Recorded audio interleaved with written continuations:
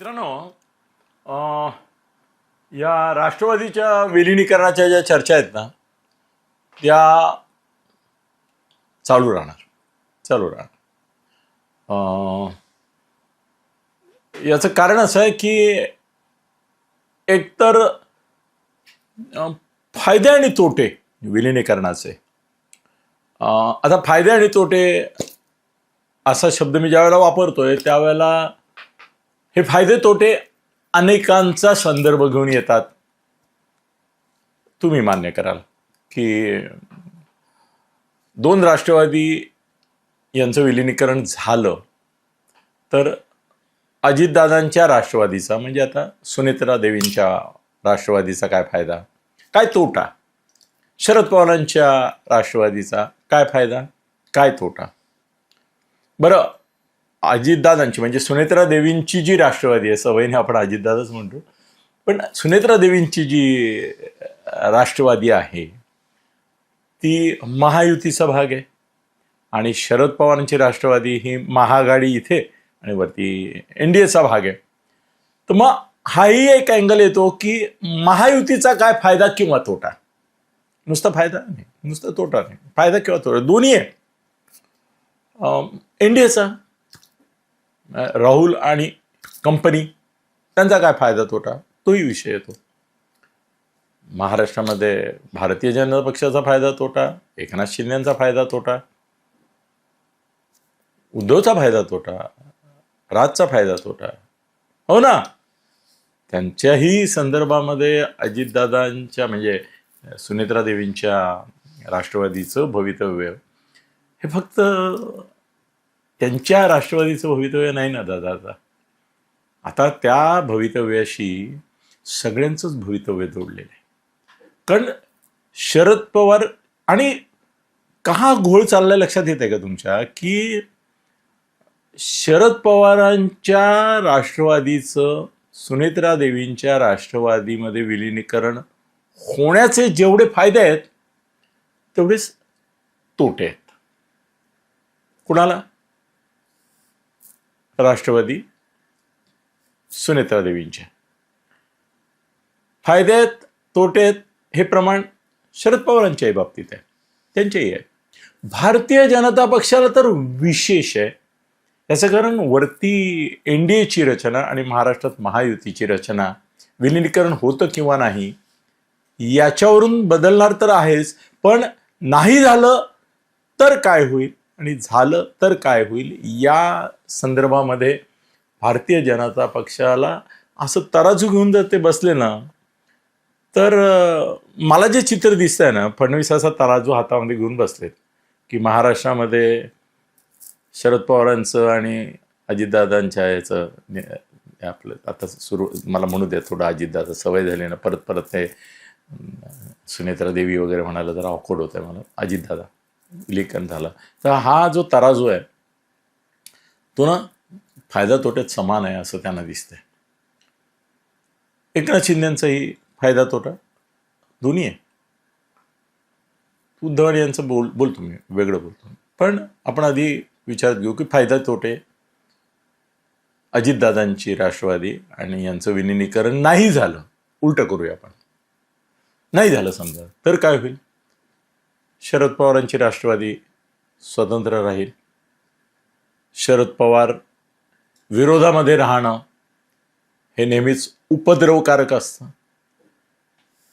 ते अशा तऱ्हेच्या काही विषारी, ज्याला पुढे फळं येतील असे विचार पेरतात, अशी नॅरेटिव्ज मांडतात की जी निस्तरता फडणवीसांच्या सुद्धा नाकीनऊ येतात. पाहिले ना आपण त्याची उदाहरणं आपल्या डोळ्यासमोर मनोज जरांगेपासून अनेक आहेत, पुष्कळ आहेत. शरद पवारांनी बेरलेली विषारी बीज ज्याची पुढे फळं आली, झाडं झाली, वृक्ष झाली, रोपं झाली आणि ते गाजर गवताची ॲलर्जी येते तशी महाराष्ट्राला ॲलर्जी पण आली. कधी त्याचे परिणाम होऊन हे पण झालं, काय म्हणतात त्याला, विषबाधा पण झाली, अशी पुष्कळ आहेत. शरद पवारांची ती क्षमता जवळ विषबेजा म्हणजे विषकन्या, विषपुरुष वगैरे त्या वेगळ्या कल्पना आहेत, पण विषबीज एक नंबर. तर त्यामुळे असा काय म्हणतात विषारी बीजांचा खाऊक ठेकेदार हा विरोधात ठेवायचा का बाजूने ठेवायचा? बाजूला ठेवला म्हणून तो अमृताची बीज पेरेल असं नाही, पण निदान विषारी बीज कमी होतील, पूर्ण बंद तिथे येऊन होतील असं नाही. शरद पवारांची विश्वसनीयता झिरो आहे म्हणून तर त्यांना पंतप्रधान करायला कोणी तयार नाही झालं देशामध्ये. ना कधी इंदिरा गांधींनी भरोसा ठेवला, ना सोनिया गांधींनी भरोसा ठेवला. म्हणजे शरद पवारांना जेव्हा संधी आली महाराष्ट्रात मुख्यमंत्री करायची तेव्हा त्यांनी अजितदादांना डावललं, काँग्रेसला होऊ दिलं, हे आपण पाहिलं. पण शरद पवारांना जेव्हा पंतप्रधान होण्याची संधी होती तेव्हा जाणीवपूर्वक इंदिरा गांधींनी नाही, सोनिया गांधींनी, त्या असेपर्यंत प्रश्नच नव्हता, पण सोनिया गांधींनी त्यांना डावललं. याचं कारण विषारी बीज पेरण्याची त्यांची ताकद, ज्या झाडावर आपण बसतोय ते झाड उन्मळून टाकण्याची त्यांची विध्वंसक शक्ती, अविश्वसनीयता, अनप्रेडिक्टेबिलिटी. काय करतील, वाट दाखवतो म्हणून कधी वाटेला लावतील, वाट लावतील, भरोसा नाही. त्यामुळे the most dangerous political leader of the nation, most dangerous. ओवेसीला म्हणताय का तुम्ही? ओवेसी मोस्ट डेंजरस नाही, मोस्ट युजफुल आहे बीजेपी करता. गफलत नका करू. Most useful person of the nation at the moment for the BJP and Modi Shah Owaisi. तो विषय वेगळा आहे, जाऊ द्या, आपण इकडे येऊ. तर शरद पवार विरोधात असणं म्हणजे ते उंगल्या करत राहणार आपल्या सामान्य कॉमन मॅनच्या भाषेत, आणि त्या महागात पडणार. कधी त्या पक्षघातक करतील, हे पक्षाघात पण घडवून आणू शकतील, कधी घातपात करतील, कधी अपघात करतील, दाखवतील अपघात आणि घातपात करतील. पॉसिबल. दुसरं, एक सिनियरिटी आहे त्यांची, त्यामुळे त्या सिनियरिटीचं एक ओझं महाराष्ट्राच्या उरावर बसलंय आता, आहे ना. आता महाराष्ट्रामध्ये सिनियरिटी करायला गेलात की नंबर 1 वर ते आहेत आणि नंबर 2 ला बरेच खाली आहेत, एकदम असं मध्ये गॅपच आहे. म्हणजे ताकदीचे नेते ज्यांना म्हणता येईल असं कोणीच नाही नंबर 2 वर. बाकी डायरेक्टच एकदम येतात ते खाली, ते 85-82 वरून एकदम ठपकन खाली फडणवीसांपर्यंत आपण खाली येतो. Age wise, experience wise, sabotaging capacity wise, nuisance value wise. हां, आता पवारांची उपयुक्तता 30% आणि 70% उपद्रव आहे. मग असा उपद्रवी माणूस आपल्याबरोबर घ्यायचा का नाही घ्यायचा, घ्यायचा का नाही घ्यायचा? आणि तो यांच्याबरोबर येणं म्हणजे आपल्याबरोबर येणं.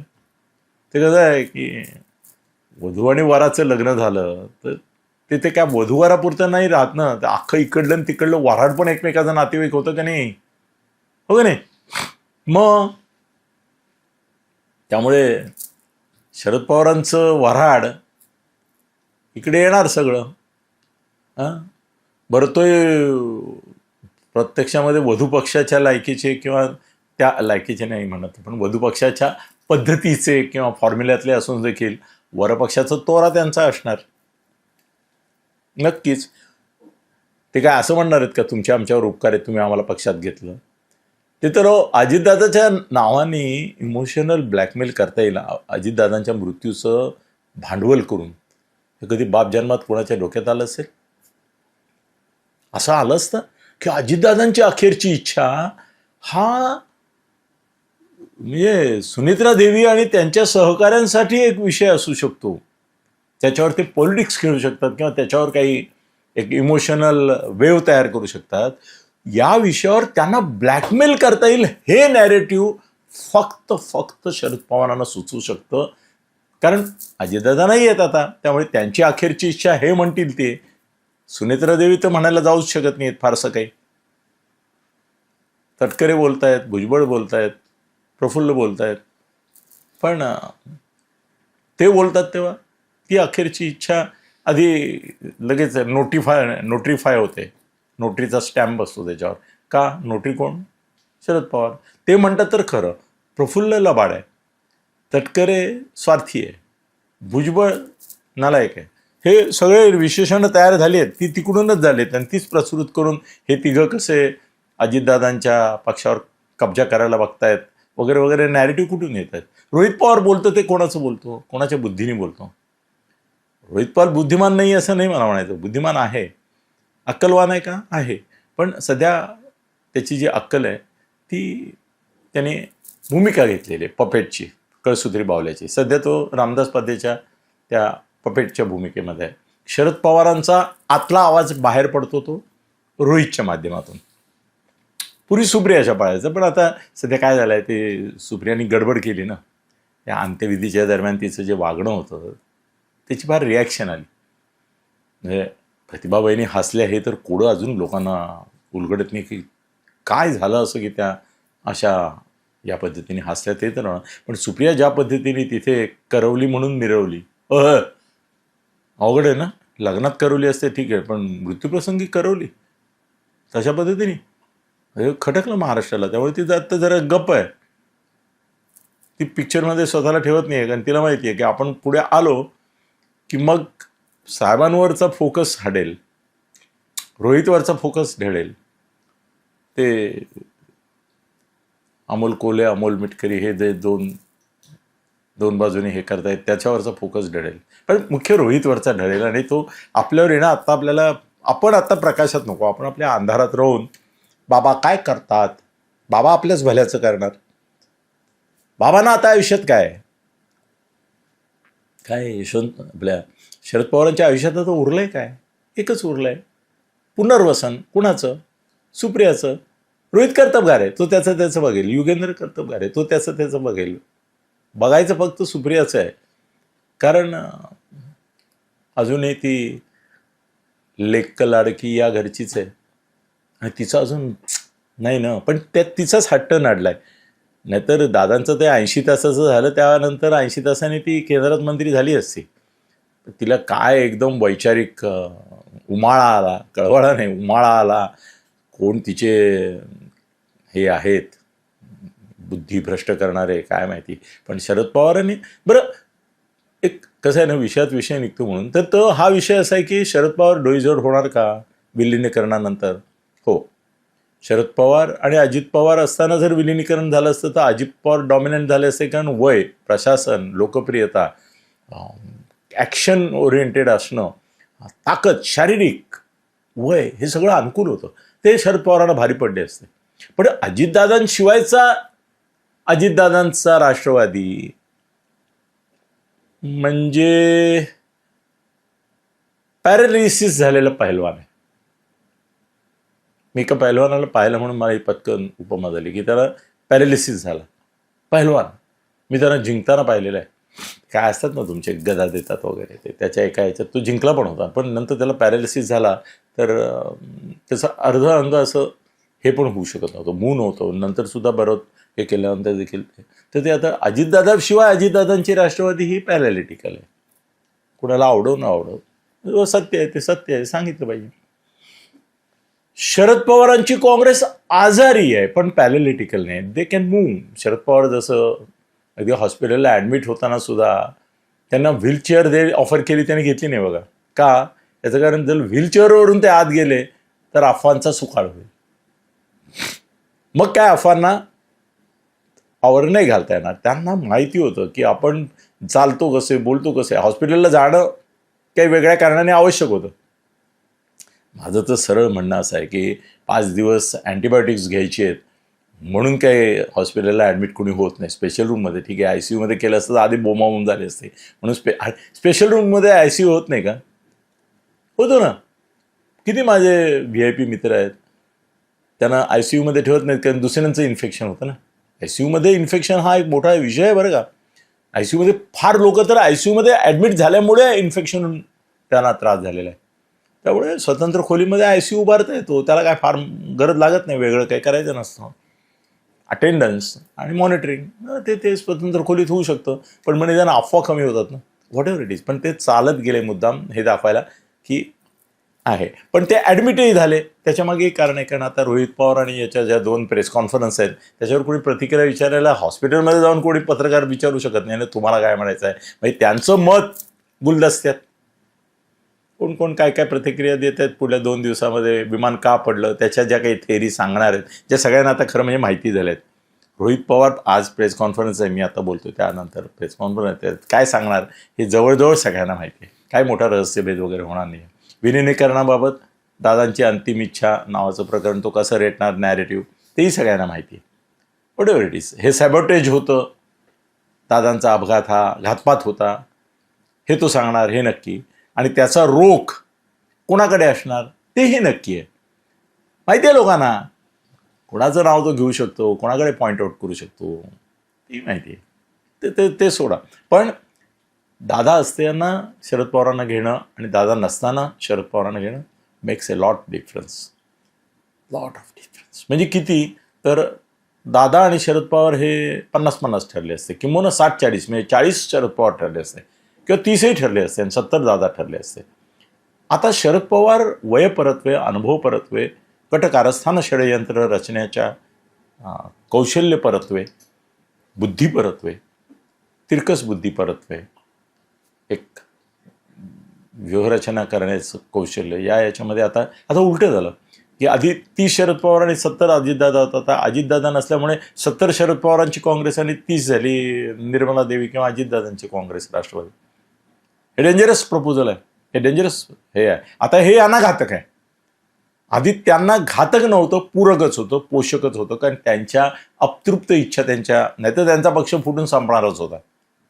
आता फुटणारच होता, वाटा फुटणार आहे, मनसे पण फुटणार आहे. पण तो विषय आजचा आपला नाही, म्हणून आपण घेत नाही आहोत. पण शरद पवारांची काँग्रेस फुटणार होती जर आले नसते इकडे, तर हे पण नक्की होतं. त्यामुळे त्यांना इकडे येणं भागच होतं. हा पण एक मजबुरीचा भाग होता त्यांचा, त्याच्याबद्दल ते बोलत नाहीत, ते येऊच देत नाहीत तिथपर्यंत विषय. बरोबर आहे, सोयीचं नाही त्यांना. पण आता या ह्याच्यामध्ये भारतीय जनता पक्षाचं भूमिका काय असेल? काही लोक म्हणतात की भारतीय जनता पक्षाला उलट शरद पवार येण्याचा त्रास आहे. ते कसं काय? उलट त्या अजितदादांच्या गटाला, म्हणजे ह्याला म्हणतील की शक्यतो लांबवा, शक्यतो थांबवा नाही तर निदान लांबवा. पण नाही मला पटत बरं का, हे मला पटत नाही. का माहिती आहे की शरद पवारांची मोदीशांना ॲलर्जी आहे असं जे तुम्हाला वाटतंय ना, किंवा तुमच्या काही लोकांना वाटतंय तसं असतं तर मला सांगा की 4 वेळा मोदी शहांनी शरद पवारांशी महायुतीत आणि महावरती NDAमध्ये येण्यासाठी वाटाघाटी केल्या असत्या. तो 80 तासाचा शपथविधी शरद पवारांशी खातेवाटप नाही, महामंडळ वाटपाचा करार करून केला असता का? याचा अर्थ मोदी आणि शहा यांचं शरद पवारांना इकडे येण्याला आधी पण, म्हणजे जेव्हा राष्ट्रवादी 1 होती तेव्हा पण आणि 2 असताना पण विरोध आहे असं आपण का मानायचं? 2 गोष्टी असू शकतात. एक, निदान इतका विषारी विरोधक तर निघून जाईल. राहुल गांधीची जी इंडिया आघाडी आहे ती तर डिमोरलाइज होईल शरद पवारांच्या बाहेर पडण्यामुळे. कारण शरद पवारांचा सेक्युलर चेहरा आहे, त्यामुळे BJPला ते येतात बरोबर केंद्रात आणि राज्यात. याचा अर्थ इनडायरेक्टली BJPला सेक्युलर चेहरा नाही जरी, तरी निदान नाकामध्ये, आपलं कानामध्ये एक बाळी तर मिळते मिरवायला, गळ्यामध्ये हार तर मिळतो सेक्युलरिझमचा मिरवायला. दागिने म्हणतो, कारण अंगभूत नाही म्हणत मी, झाले जरी एकत्र तरी ते काय मी असं नाही म्हणणार की ते नाक झालं का डोळे झाले का, ते अलंकारच आहे. NDAचे काय, इथे महायुतीचे काय अलंकार आहे. त्यामुळे तो फायदा आहे ना त्यांना. एक मोठा सेक्युलर नेता फोडला याचा अर्थ आमचं जे हिंदुत्व आहे ते राष्ट्रीयत्व आहे. आम्ही नाही असे सनातनी म्हणून जो धर्म आहे तो नाही आमचा हिंदू धर्म आहे, आणि हिंदुत्व म्हणजे राष्ट्रीयत्व, हे आमचं म्हणणं आहे. आता मोहन भागवत जी भाषा बोलतात ती शरद पवारांना आवडणारी आहे. शरद पवार त्यांच्या, सलमान खान गेला कसलं कौतुक करताय, ते कुठेही जाईल, त्याला पैसे दिले तर तो लग्नात नाचतो. तिकडे त्या अंबानीच्या लग्नात हे सगळे नाचताना पाहिले, पैसे मिळतात म्हणून. त्यामुळे त्याला बोलवलं याच्यात काही नाही. आणि तो काय डेकोरेटिव्ह पीस म्हणून आला होता, त्यांना दाखवायचं होतं की हा मुसलमान पण आमच्या याला येतो. ते संघाची आयडिया होती. ॲक्च्युली सलमान खानला MIM वाले आता बघा कशा शिव्या घालतील. पण ठीक आहे, ते संघ हुशार आहे, ते असे डेकोरेटिव्ह पेश बरोबर आणतात आणि आपल्या व्यासपीठावर असे पेश करतात की त्यांची जन्माची इज्जत धुळीला मिळते. याला काही इज्जत नाही, त्यामुळे याची काही धुळीला मिळणार नाही, पण क्रेडिबिलिटी खलास करतात ते व्यासपीठावर आणून. मोठमोठ्या विचारवंतांची डाव्या केली आहे त्यांनी, ते तो भाग नाही आहे आपला. पण पाहिजे होते शरद पवार मोदी शहांना, 4 वेळा वाटाघाटी झालं होतं आणि फडणवीसांनी सांगितलंय, म्हणजे सगळ्यांना सांगितलंय, मला सांगितलंय, सगळ्यांना सांगितलंय की 4 वेळा वाटाघाटी झालं तर सगळं फायनल झालं होतं, डिपार्टमेंट झाली होती. आणि पाल यांनी पण सांगितलं की पूर्वी चर्चा झालेली होती, सगळं फायनल होतं. म्हणजे याचा अर्थ शरद पवारांना पक्षात गेला काही भाजपचा विरोध नाही. बरोबर आहे, हे कबूल आहे तुम्हाला की नाही आहे? कारण ते घ्यायला निघालेच होते तेव्हा. तर दादा सकट पॅकेज होतं. आता दादा वॉज द लीडर आणि त्यांना घेऊया असं होतं. ते त्याच्यात एक लक्षात ठेवा, जरी फडणवीस असं म्हणाले की बा आमच्याशी चर्चा केली असती, हे केली असती, ज्याच्यावर रोज हेडलाईन्स होते, फडणवीसांना खोटं बोलावं लागतं ना अशा वेळेला. ते काय सांगणार की आमची चर्चा झाली होती? जरा म्हणाले की चर्चा झाली होती की मीडिया विचारणार, सांगा काय चर्चा झाली होती, तुम्ही अनुकूल होता का प्रतिकूल होता? आणि आता अनुकूल प्रतिकूलता दाखवली नव्हती शरद पवारांनी ऐन वेळेला गेल्या वेळेस जशी माती खाल्ली तशी माती खाल्ली तर काय करायचं? आपली क्रेडिबिलिटी जाते. त्याला बदनाम कोण झालं? अजितदादा झाले का?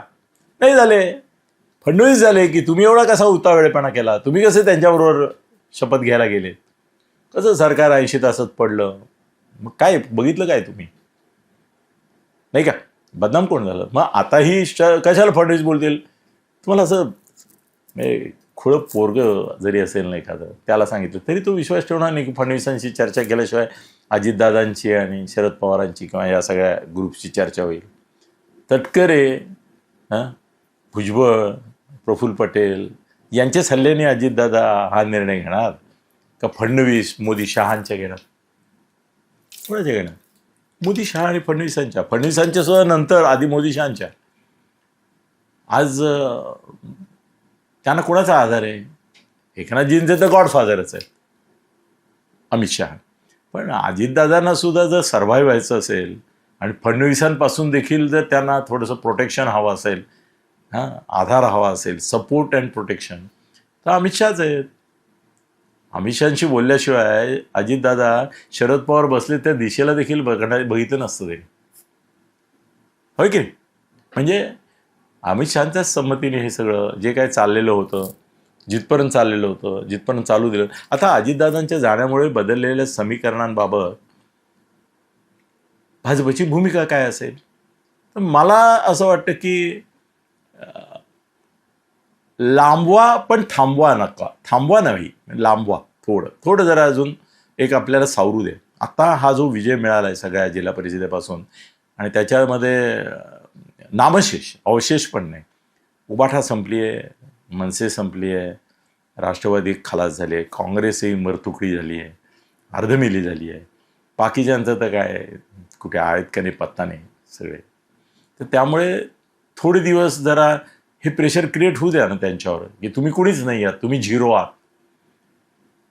आमचा 1 पुढे आला तर तुम्ही 10 येणार, तुमच्या 0ला काय अर्थ नाही. 0 म्हणजे 0.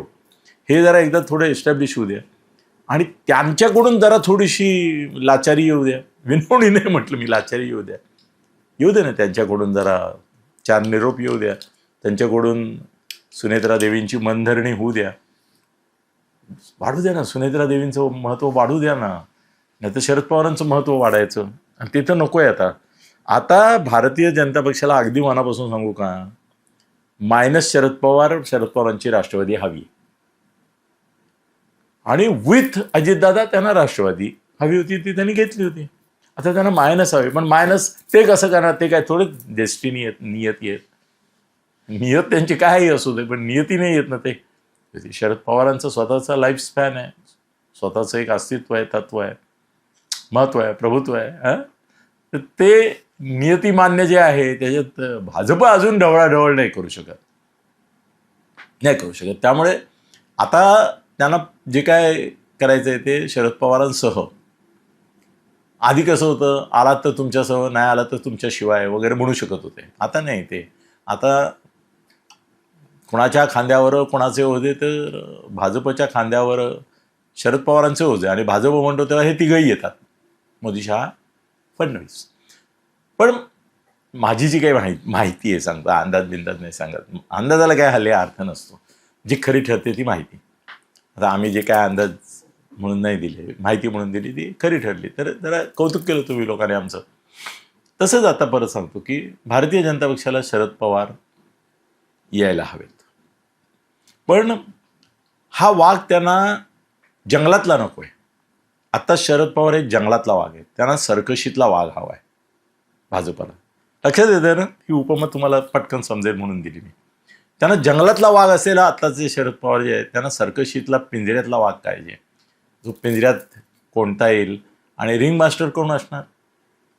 मोदी नाही, ring master Amit Shah. Good cop bad cop चालू आहे त्यांचं सध्या. Amit Shah ring master. त्यांना हा जंगलातला वाघोबा सांभाळायचं आहे, त्यापेक्षा अधिक अचूक पाळायचं आहे.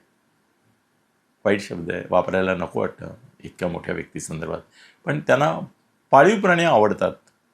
कोणाला? ते वनतारा आहे ना आपल्या अंबानी, अनंत अंबानीचं, तर त्यांनी राजकीय वनतारा खोललाय. जखमी, अधुरे अपुरे, काही वेदना विव्हल असे राजकीय जे प्राणी आहेत, जनावर नाही म्हणत मी, प्राणी, त्यांच्यासाठी खोललेलं वनतारा म्हणजे भाजप आहे सध्या. बरोबर ना? पटतंय ना? तर भाजपला त्याचे काही तोटे होतात ते माहिती आहेत त्यांना, पण तरी देखील फायदे जास्त आहेत. एक मोठा विरोधक जातो, डोक्याला ताप नेचार. सकाळी रोज उठून तो एक भोंगा आहे, संजय राऊत. संजय राऊत म्हणजे तुम्हाला माहिती आहे ना, ज्यांना मूळव्याध होते ना त्यांनाही माहिती आहे, आणि मूळव्याध खूप लोकांना होते. त्या मूळव्याधीवर होणारी जखम म्हणजे त्याला फिशर म्हणतात. संजय हा महाराष्ट्राला झालेल्या उबाठा नावक राजकीय मूळव्याधीचं वरलं जखम म्हणजे फिशर आहे, की जे ठुसठुसतं आणि जे त्रास देतं. आता त्या फिशरचं मूळव्याधीचं ऑपरेशन करूनही ते पुन्हा पुन्हा मूळव्याध उपटते. हे माहिती आहे ना. माझा एक मित्र आहे इथे ठाण्यामध्ये, पॉलिटिकल लीडर आहे. 16 वेळा त्याची मूळव्याधीची ऑपरेशन झाली. Can you believe? 16 वेळा. हा, तर तेही मूळव्याधीवरचं फिशर आहे. तो एक उपद्रव राहील, पण तो बंद करायला काय फार अवघड नाही. का अवघड नाही? तो मोठा वेगळ्या व्हिडिओचा विषय आहे. ज्या दिवशी ते उबाठाला म्हणजे उद्धव बाळासाहेब ठाकरे या व्यक्तीला मॅनेज करतील, आणि आता उद्धव आणि राज यांच्यामध्ये कोणाला आधी ते मॅनेज करायला प्रेफरन्स देतात, दोघांनाही करतात का एकाला करतात, तो वेगळ्या व्हिडिओचा विषय, मी बोलेन तुमच्याशी मोकळेपणाने. पण ज्या दिवशी ते उद्धवला सांगतील, त्यानंतर उद्धव संजयला बोलायला नाही बंदी घालणार, त्याला सामनाच्या संपादक पदावरून देखील काढील, असा हाग्यादम देण्याची ताकद अमित शहा आणि फडणवीसांमध्ये आहे, अमित शहांमध्ये आहे. आणि ते का देतील, कशी देतील, तो वेगळ्या व्हिडिओचा विषय. पण एकच आज आपण निष्कर्ष सांगूया का, झाले 28 मिनिटं आपल्याला, की शरद पवारांसह विलिनीकरण भारतीय जनता पक्षाच्या सोयीचं ठरेल असं त्यांना वाटतं. जंगलातला वाघ नावाचा शरद पवार त्यांना नको आहेत, त्यांना पिंजऱ्यातला वाघ हवा. ते व्हायला शरद पवार तयार आहेत असं दिसतंय. म्हणून हे विलिनीकरण भाजपच्या संमतीने शक्य आहे असं आता या क्षणाला मला वाटतं. दिवस बदलतात, मतं बदलतात, प्रक्रिया बदलतात, घटना बदलतात, दुर्घटना घडतात. ओपन टू काय म्हणतात डिस्कशन, तुमच्या कॉमेंट वेलकम आहे. आज या क्षणाला जे दिसतंय ते मी तुमच्याशी बोलतोय. धन्यवाद.